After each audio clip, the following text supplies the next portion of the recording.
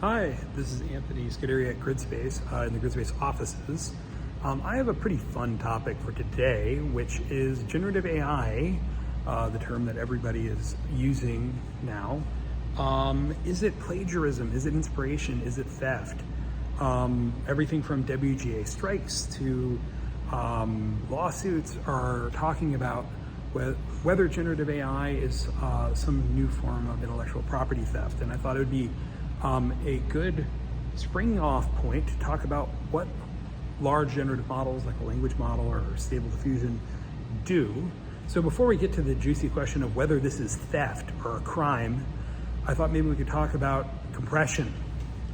And to talk about compression, let's first talk about temperature conversion.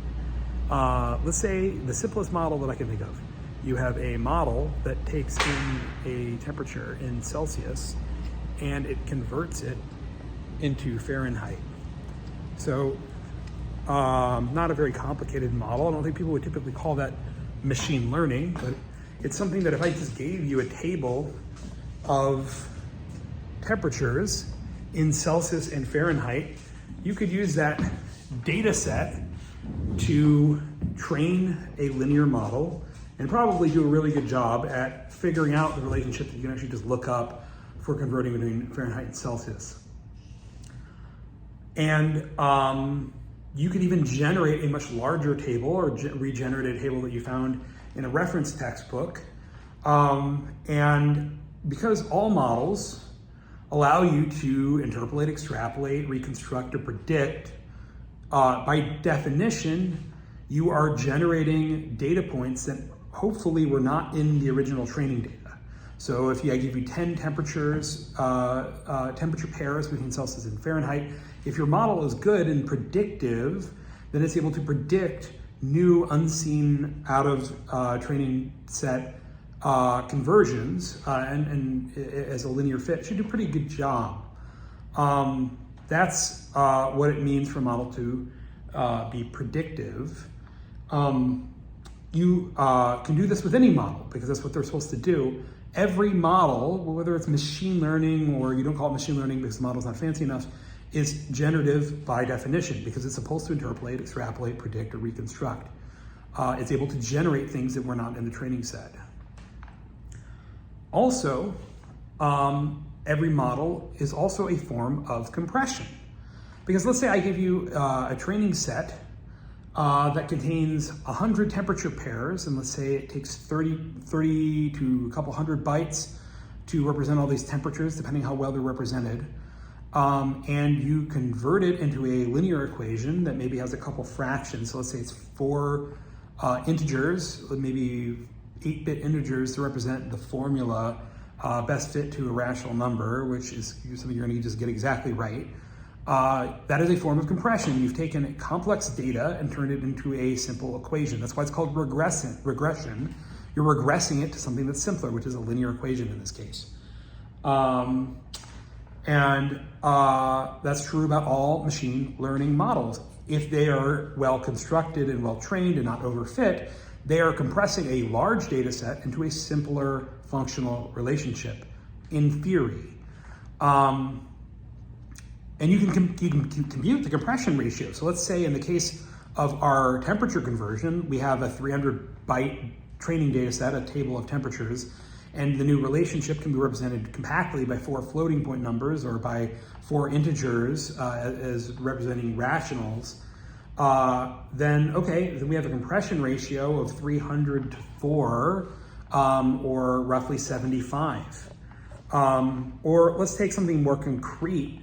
Let's look at maybe GPT-4. We don't know exactly how many parameters it is, and we don't know exactly how big its data set is, but purportedly GPT-4 is roughly around 1 trillion parameters. And let's say these parameters are 8-bit precision floating point numbers, so we're looking at roughly a terabyte to represent its parameters. Probably right order of magnitude-ish.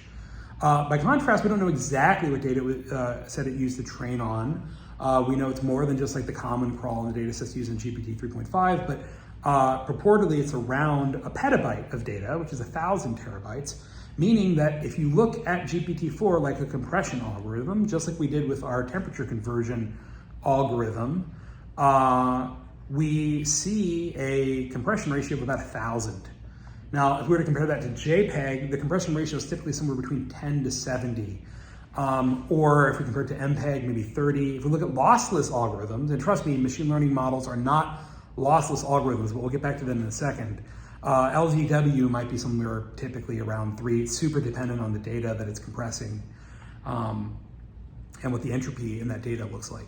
But let's say 3 for a normal data set. So in review, all machine learning algorithms, all models, even if they're a model that isn't fancy enough to be called machine learning in common parlance, like a linear regression, and 1 is generative because it can generate data outside of the training data set. And 2 is a form of compression and can be reviewed as a form of compression with a compression ratio by comparing the total amount of data needed to store the weights, or if really you're being pedantic, maybe the weights in the code,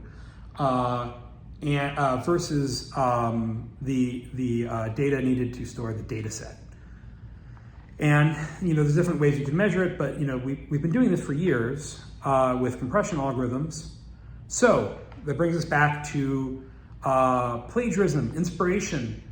Over the course of one's lifetime, an artist may consume hundreds of thousands of images, or an author might consume hundreds of thousands of pages of books, and that will inspire them to generate new art that resembles, in many ways, art that they've seen before. And so one can make an argument that, like a stable diffusion image generation algorithm like DALLE or Midjourney, or a language model that is generating text or is predicting next tokens out of a distribution, is inspired to create new art based on the art that it has consumed. It is the sum of its experiences, just like we all are. Another point of view, these models are generation machines. If I talk to GPT-4 and I tell it to complete I Pledge of Allegiance, it is probably capable of generating the entire Pledge of Allegiance with no or very few errors, as if it were pulling it from its memory. And that's because it consumed that exact sequence of language so many times in its training process that it memorized it. It overfit it. And so its compression ratio, it might be 1,000, and yet it's losslessly reconstructing the data, which, given that LZW can only do a ratio of 2, that sounds really good. Also, it sounds like theft, right? Now, by contrast, if I pick something obscure, something that occurs maybe once or twice or maybe not at all in the training set for a large language model, and I try to get it to reconstruct it, it will not reconstruct it exactly. And all the time, there are derivative works that lie by under intellectual scrutiny and have for hundreds of years. Remember, the trademark and patents are in the US Constitution. There's a lot of case law about what's actually theft. If I photocopy the Mona Lisa, that's a reproduction. But if I am inspired by Van Gogh and mimic his style, that is obviously creatively allowed. It stands to reason that you could use a similar legal test with machine learning algorithms. I don't want to talk about legal theories, though. I want to talk about compression, or I want to talk about, through the lens of compression, are these algorithms plagiarists or are they inspired artists? And that brings us back to the Pledge of Allegiance and our temperature conversion.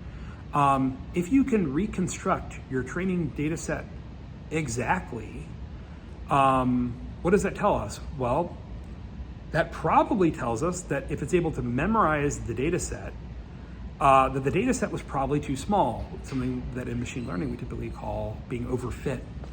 And if your algorithm is reproducing exact Getty images, then it probably didn't consume enough data, or more likely it was fed the same Getty image over and over and over again until it could reproduce it exactly. That's not what we're really seeing with these image generation algorithms, where it is the output space is just too large to reproduce exact data from its data set.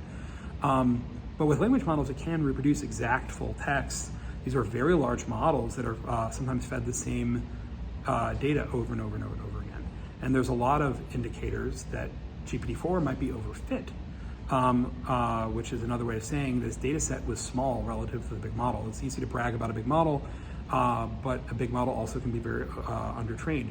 So maybe the legal test for whether something is plagiarism or inspiration really comes down to whether the model is overfit or not. If the model has to interpolate from a data set that was very large relative to its parameters. So even our temperature conversion model, even if it has only 2 free parameters, a bias and a linear weight, it's still able to extrapolate pretty perfectly out of distribution with a very, very small number of parameters. By contrast, a very large language model that has hundreds of billions of parameters is very highly at risk of being overfit, and therefore it's very at risk of memorizing its data set and therefore reproducing predicted rights and predicted works verbatim, which is not something that you're supposed to do whether you're a model or a person. Which really just brings us to the conclusion, don't overfit your models, which you shouldn't be doing anyway. That's the whole point of machine learning, is not to overfit.